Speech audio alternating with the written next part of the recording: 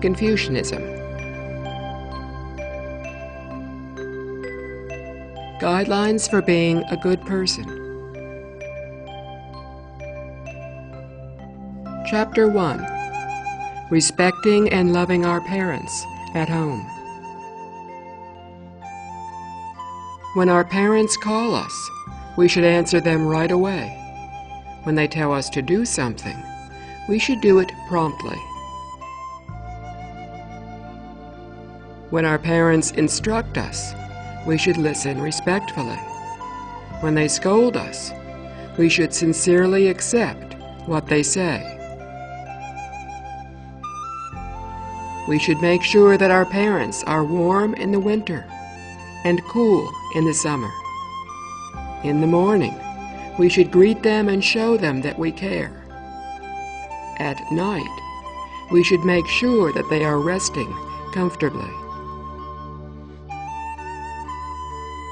Before going out, we should let our parents know.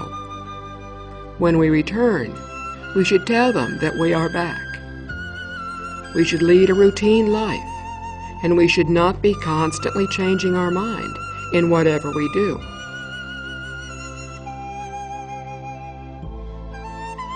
Even when a matter is trivial, we should not act without permission or just do as we please. If we do so, then we are no longer a dutiful child.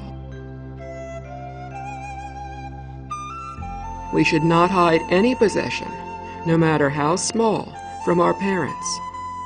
If we do, they will feel hurt. When something pleases our parents and is proper, we should try our best to provide it for them.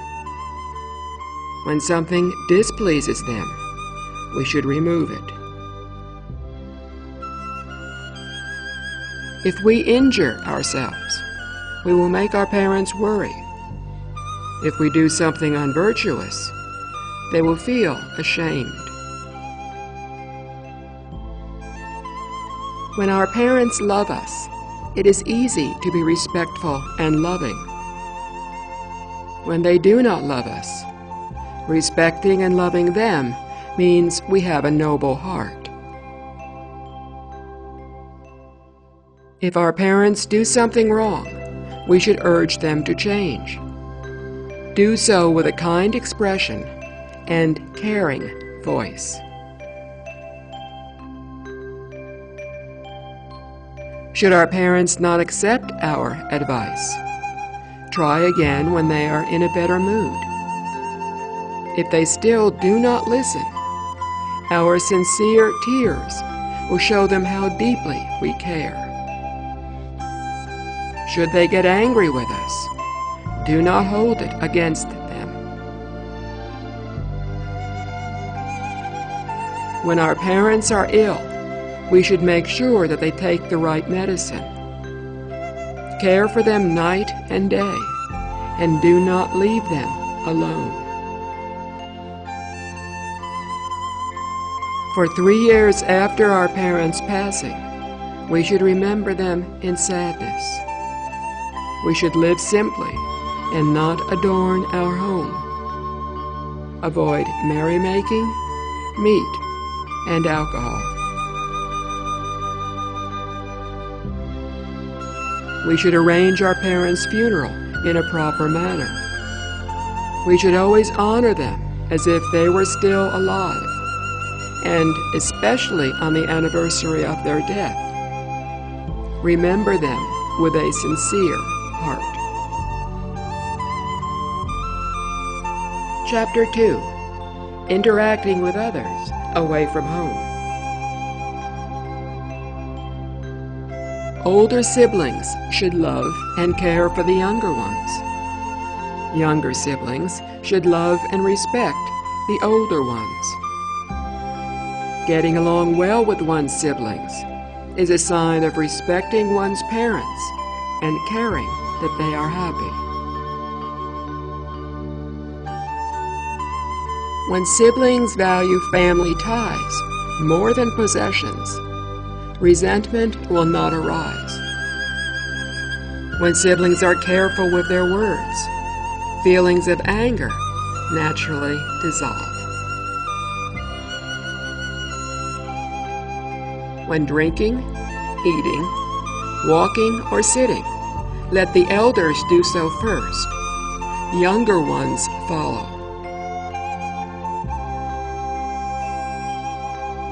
When an elder is asking for someone, find that person right away. If we cannot find that person, we should immediately report back and ask if we can help instead. When addressing elders, do not call them by their first name. When in the presence of elders, do not show off. When meeting elders whom we know, greet them promptly and respectfully. If they do not greet us in return, respectfully stand aside. If we are in a vehicle and see an elder whom we know passing by, we should get out and greet the person if the situation safely allows. We continue on our way only after the elder has left us. When an elder is standing, do not sit. After an elder sits down, sit only when invited to do so. Before an elder, speak softly. But if our voice is too low and hard to hear, we are being improper.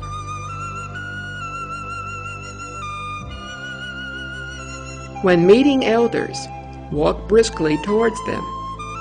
When leaving, do not do so in haste. When answering a question, look attentively at the person. We should regard our aunts and uncles as if they were our parents, and our cousins as if they were our siblings. Chapter 3. Being mindful in daily life. Get up early and go to bed at a reasonable time. Knowing how time flies, we should treasure every day. When we get up, we should wash our face and brush our teeth. After using the toilet, we should always wash our hands. Our hat should be properly put on, clothing correctly buttoned, and socks and shoes neatly worn. We should put our clothes away in their proper places. We should not leave them lying around, for they will get dirty that way. It is more important that our clothes be neat and clean than fashionable and expensive. We should wear what is suitable and appropriate for our age and within our family's means. When eating and drinking, do not be fussy. Eat only the right amount. Do not overeat. When we are young, we should not drink alcohol. The behavior of those who are drunk is unsightly. Walk in an unhurried manner and always stand up straight. Whether greeting friends or elders, do so properly and with respect.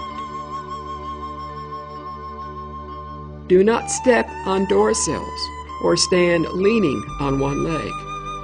When sitting, do not sprawl or fidget. When entering a room, open the door quietly. We should be aware of our surroundings when walking so as not to bump into anything. Hold empty containers just as carefully as if they were full. Enter empty rooms as if they were occupied. Avoid doing things in a hurry, since acting in haste will lead to many mistakes. Do not be afraid of a task that is difficult, or become careless when a job is easy. Keep away from rowdy places. Do not be curious about things that are bad or unusual. When we are about to enter a house, we should ask if anyone is inside. As we enter, we should make ourselves heard. If someone asks who it is, we should say our name, not me, because such a reply is not clear. Before using something that belongs to another, we should ask for permission. If we do not ask, it is stealing. After we borrow from others, we should return the items on time. Later, if we have an urgent need, we will be able to easily borrow from them again. Chapter 4. Being Trustworthy. When we speak, honesty counts the most. Deceit and lies are unacceptable. It is better to talk a little than chat too much. Tell the truth. Do not speak insincerely. Cunning, deceptive speech, and foul language should never be used. We should never conduct ourselves in an unruly manner. We should not readily talk about something we have not seen, for it may not be the whole truth. We should not readily pass on to others what we do not know for sure. If someone asks us to do something and we are not sure whether it is appropriate, we should not carelessly promise. If we do promise to do something and it was inappropriate, we will be wrong whether we keep or break our promise. When speaking, say each word unhurriedly, clearly, and correctly. Do not mumble or talk too fast. Some people like to gossip and comment about the faults or good points of others. But if something does not concern us, we should not get involved. When we see the goodness of others, we should encourage ourselves to learn from them. Even if we are far behind them, gradually we will achieve as they have. When we see the faults of others, we should reflect on our own behavior. If we have the same fault, correct it. If we do not have this fault, we should always be alert and not make the same mistake. When our morals, knowledge, and skills are not as good as those of others, we should encourage ourselves to try harder. If the clothes we wear and the food we eat are not as good as what others have, do not feel sad. If criticism makes us angry and compliments make us happy, we will attract bad company, while good friends will leave us. If we are appreciative of criticism and uneasy with compliments, People who are virtuous, sincere, and trustworthy will gradually become our friends. If we accidentally make a mistake, it is only an error. But if we do it on purpose, it is definitely wrong. If we correct our faults and mistakes and do not repeat them, then they will cease. But if we try to cover them up, we will be doubly wrong. Chapter 5. Loving all beings. Love all beings, for we all live under the same sky and are supported by the same earth. A person of good character is highly respected. Respect is not based on external appearances. A capable person will naturally have a good reputation. People are not won over by boasting or self-praise. If we are good at something, we should be willing to use that ability to benefit others. When we feel others are more competent than us, we should not criticize or slander them for being so. Neither flatter the rich, nor despise the poor. Neither ignore old friends, nor take delight in only new ones. When others are busy, do not bother them.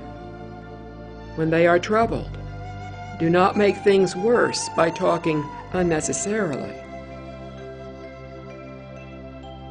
We should neither expose the shortcomings of others, nor disclose their private matters.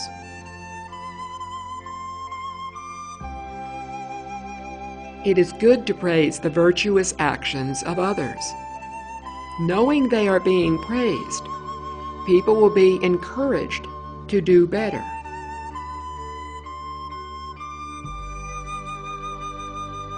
Gossiping about the wrongdoings of others is in itself wrong.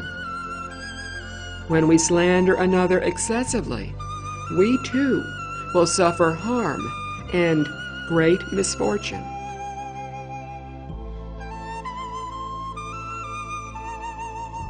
By mutually encouraging one another to do good, both of us will improve our characters. By not advising one another to correct our respective faults, our characters will diminish.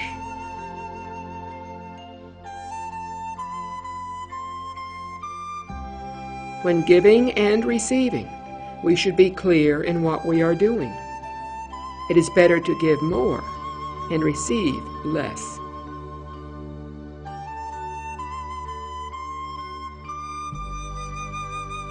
Before we ask others to do something, we should first ask ourselves if we would do it. If not, then we should not ask others to do it. We should repay the kindness of others. We should let go of our anger. Spend less time holding grudges and more time repaying kindness.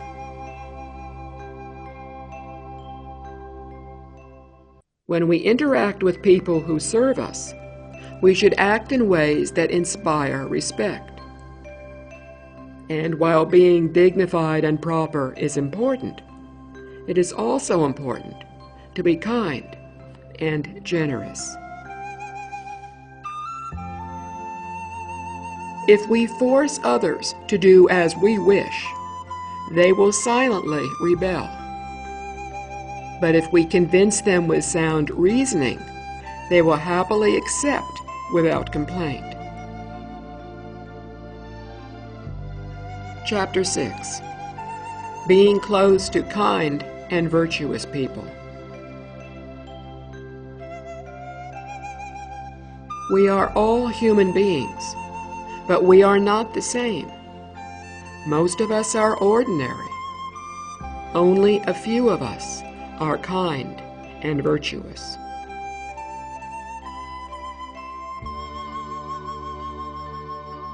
Truly virtuous people are held in awe by others. They are not afraid to speak the truth, and they do not fawn on others.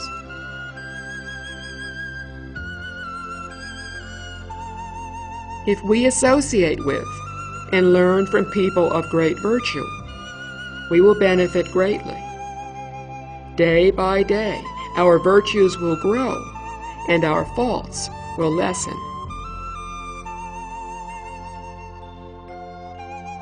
If we do not associate with and learn from these people, we will suffer a great loss. We will attract people without virtue, and nothing we do will succeed. Chapter 7. After doing the above, the arts come next. If we acquire knowledge, but do not sincerely apply what we have learned, we will have only increased our conceit. What then will we become? If we are sincere in what we are doing, but not acquiring knowledge, we will only be stubbornly following our viewpoints. We will never see the truth. When studying, our mind, eyes, and mouth must be focused on our learning. All three must be wholeheartedly dedicated to learning.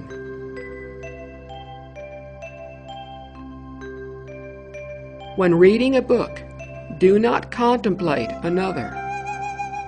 If we have not completed one, do not start another. In our studies, we should set a reasonable timetable and then study hard. With enough time and effort, we will thoroughly understand the text. If we have a question, we should make a note of it. Then ask someone who knows the answer. We should keep our room clean, our desk tidy, and our pens and pencils in their proper places. If we do not properly care for our writing tools, it shows carelessness. If our words are written sloppily, it shows disrespect. Books should be organized and placed on the bookshelves in their proper places. After reading a book, we should put it back where it belongs. Even when in a hurry, we should carefully put our book away.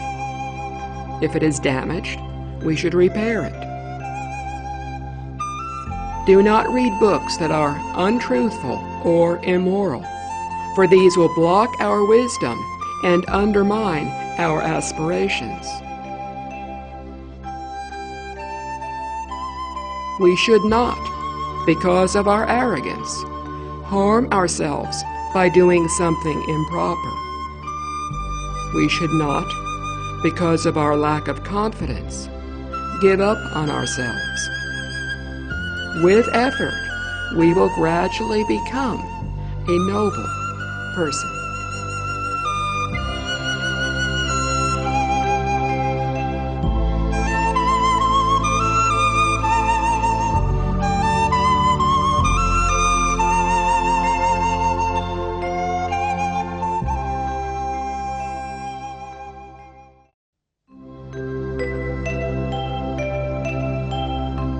The Doctrine of Filial Piety. Chapter 1. The Scope and Meaning of the Treatise.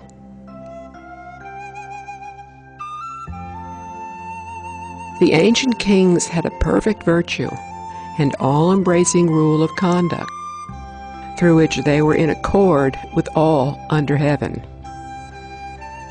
By the practice of it, the people were brought to live in peace and harmony, and there was no ill will between superiors and inferiors.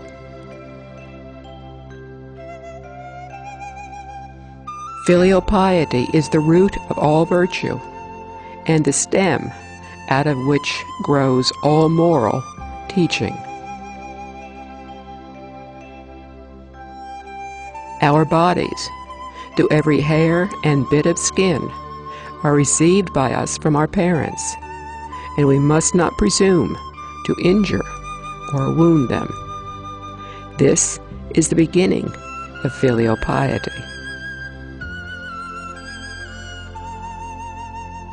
When we have established our character by the practice of the filial course, so as to make our name famous in future ages, and thereby glorify our parents, this is the end of filial piety.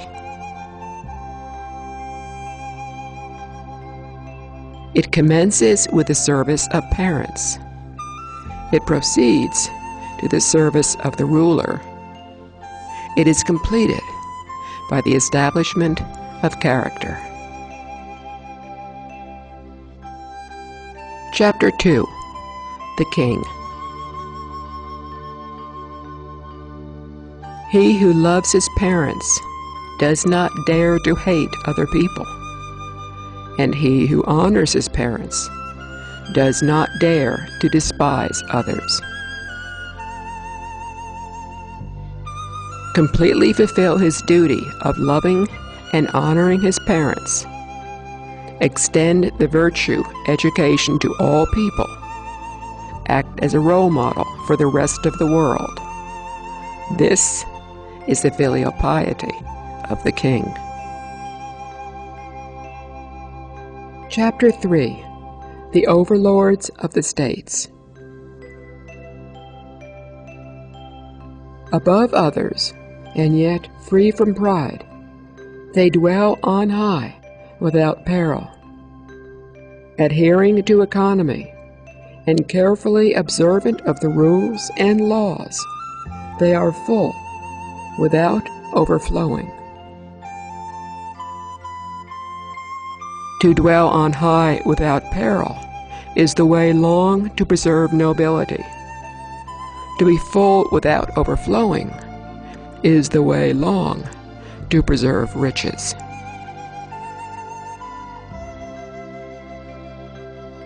When they are able to preserve their nobility and wealth, they perpetuate the security of their state and bring harmony to the people.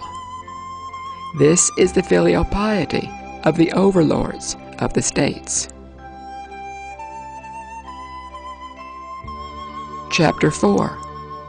Filial piety in high ministers and great officers. Thus none of their words being contrary to those sanctions, and none of their actions contrary to the right way, from their mouths there comes no exceptionable speech, and in their conduct there are found no exceptionable actions. So even if their words were to pervade the entire earth, no errors would be found in them. Even if their actions were to fill the entire earth, nothing contemptible would be found in them. Chapter 5. Filial piety in inferior officers. Therefore, when they serve their ruler with filial piety, they are loyal. When they serve their superiors with reverence, they are obedient. Not failing in this loyalty and obedience in serving those above them, they are then able to preserve their emoluments and positions, and to maintain their sacrifices. This is the filial piety of inferior officers. Chapter 6. Filial piety in the common people. They follow the course of heaven in the revolving seasons. They distinguish the advantages afforded by different soils. They are careful of their conduct and economical in their expenditure in order to nourish their parents. This is the filial piety of the common people. Filial piety, the duty of every person from the king to the commoner, is the supreme and eternal principle of life and morality. There has never been anyone who is willing to fulfill this duty, yet fails to do so. Chapter 7. Filial piety in relation to the three powers. Filial piety is the constant method of heaven, the righteousness of earth, and the practical duty of man.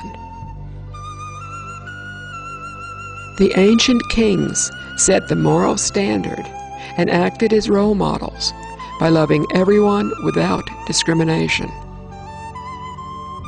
So the people did not dare to forsake or neglect their parents.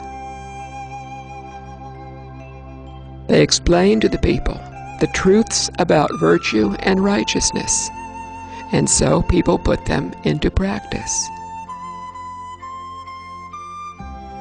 They were most respectful and courteous to the people, so there were no rivalry or competition among them. They guided the people with moral precepts and with the help of the proprieties and arts, so people lived in peace and harmony. They demonstrated to people behaviors that are pleasant or detestable, so people understood what should be prohibited. Chapter 8. Governance by filial piety. When the ancient kings, in their great wisdom, governed the country by filial piety, they did not dare to look down upon even the officials of the small states, let alone the aristocrats, the dukes, marquises, earls, viscounts, and barons of the larger states. That was why the state overlords were willing and glad to assist the king in serving his ancestors and perpetuating his dynasty. The rulers of states did not dare to slight wifeless men and widows.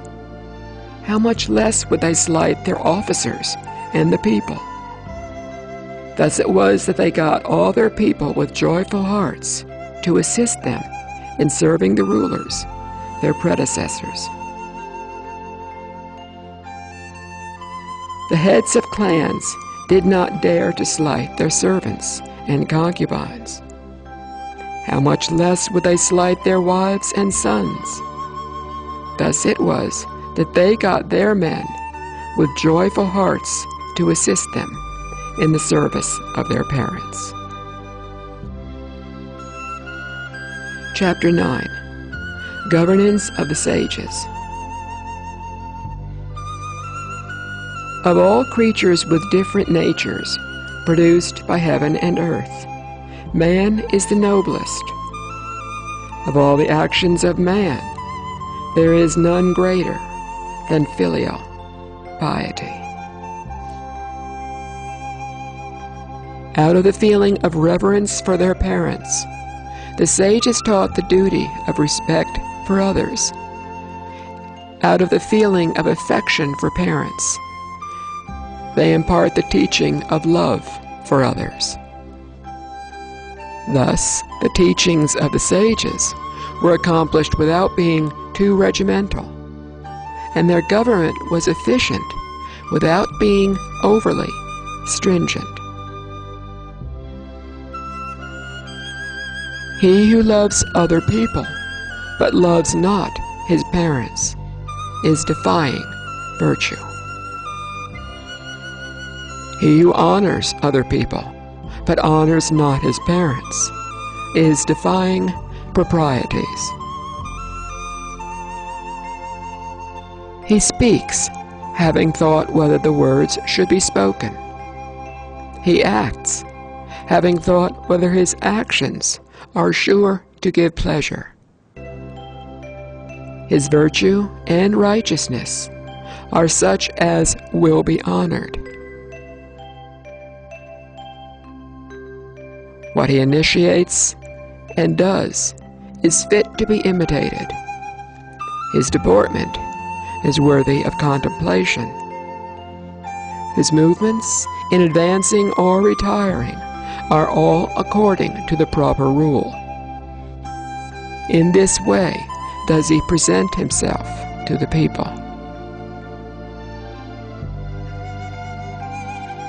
The people who both revere and love him imitate and become like him. Thus he is able to make his teaching of virtue successful, and his government and orders to be carried into effect.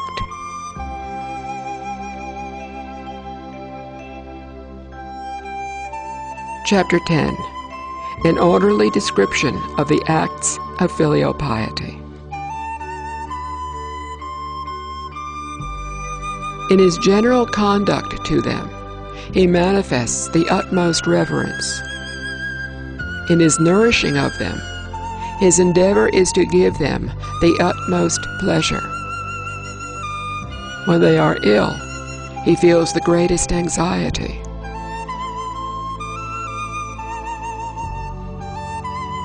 In mourning for them, dead, he exhibits every demonstration of grief. In sacrificing to them, he displays the utmost solemnity.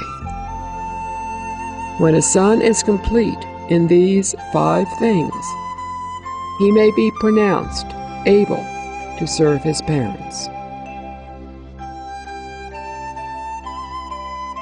He who thus serves his parents in a high situation will be free from pride. In a low situation will be free from insubordination, and among his equals will not be quarrelsome. In a high situation, pride leads to ruin. In a low situation, insubordination leads to punishment. Among equals, quarrelsomeness leads to the wielding of weapons. If those 3 things be not put away, though a son every day contributes beef, mutton, and pork to nourish his parents, he is not filial. Chapter 11. Filial piety in relation to the 5 punishments. Those who threaten the lords have no regard for their superiors. Those who vilify the sages have no regard for the law. And those who oppose filial piety have no regard for their parents. These are the root causes of anarchy. Chapter 12. Amplification of the all-embracing rule of conduct. For teaching the people to be affectionate and loving, there is nothing better than filial piety. For teaching them the observance of propriety and submissiveness, there is nothing better than fraternal duty. For changing their manners and altering their customs, there is nothing better than music. For securing the repose of superiors and the good order of the people, there is nothing better than the rules of propriety. The rules of propriety are simply the development of the principle of reverence. Chapter 13. Amplification of the perfect virtue in Chapter 1.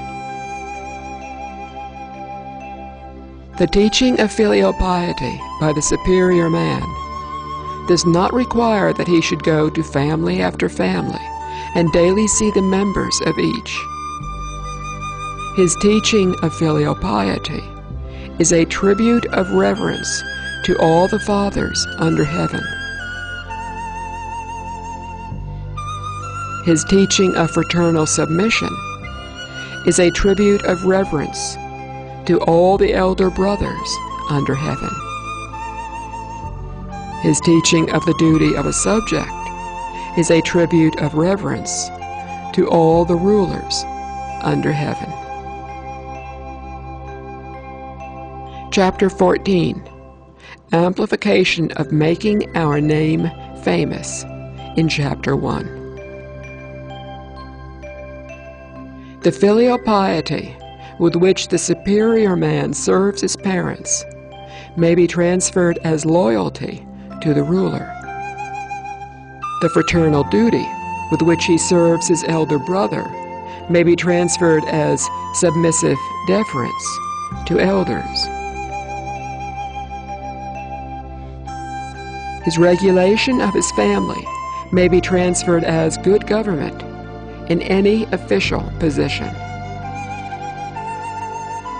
Therefore, when his conduct is thus successful in his inner private circle, his name will be established and transmitted to future generations. Chapter 15. Filial piety in relation to reproof and remonstrance. And the father who had a son that would remonstrate with him would not sink into the gulf of unrighteous deeds. Therefore, when a case of unrighteous conduct is concerned, a son must by no means keep from remonstrating with his father, nor a minister from remonstrating with his ruler. Chapter 16. The influence of filial piety and the response to it. Even the king has others to whom he must give honor, namely his parents, and those to whom he must give precedence, namely his elder brothers. When he offers sacrifices to his ancestors, he gives them the highest reverence to show that he has not neglected his parents. He cultivates his moral character and guards his conduct, lest he might disgrace his royal ancestors. Perfect filial piety and fraternal duty reach to and move the spiritual intelligences and diffuse their light on all within the four seas. They penetrate everywhere. Chapter 17. The service of the ruler. The superior man serves his ruler in such a way that, when at court in his presence, his thought is how to discharge his loyal duty to the utmost.